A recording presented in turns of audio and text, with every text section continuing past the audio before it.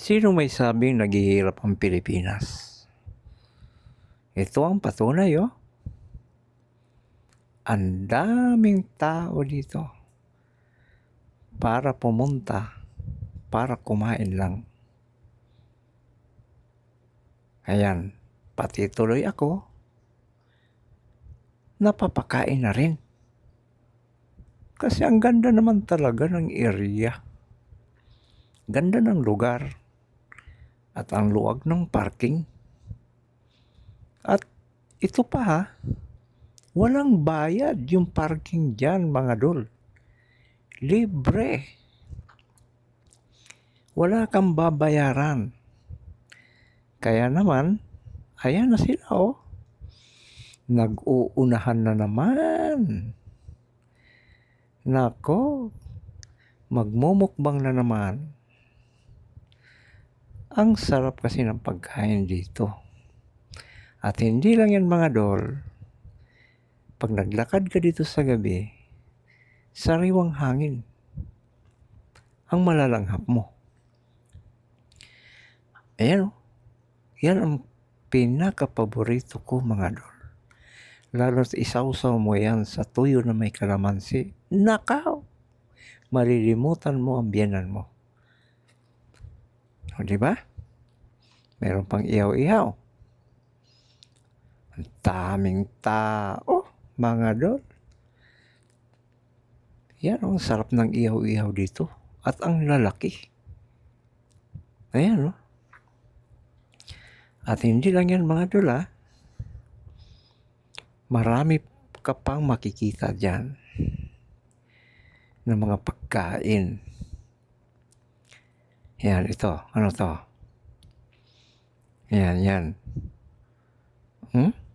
Meron pang Korean foods. Talaga naman may relo pa. At ito, hindi ko alam kung ano to. Hindi ko pa natitikman. Ito, mais. Ayan, masarap din yan. At may ukay-ukay pa mga dul, ha? Hindi lang pagkain, may ukay-ukay pa. At gusto mo magtusok-tusok, meron din. At kung gusto mo naman na magpa-picture, ito. Ha? At ito naman ay Taiwan. Tingnan mo naman mga dol, ano? Oh. Ang luwag pa ng parking. Kasi nga, wala ka pa. Kaya di ka na. Yan. Para mapuno na yung parking dito.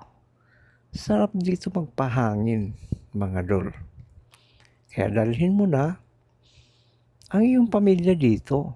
Mga anak mo, dalhin mo rito. Ikain mo sila.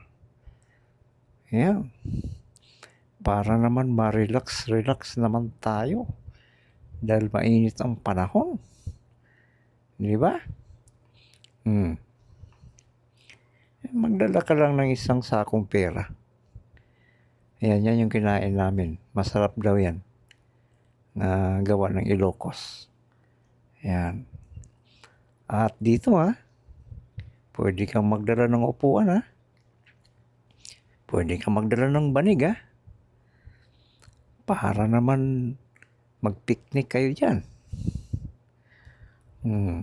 Kaya lang hanggang 9 o'clock lang sila mga dol.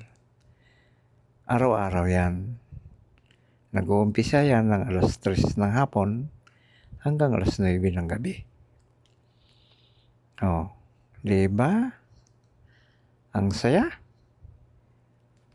Kaya nga kami bumabalik-balik dito.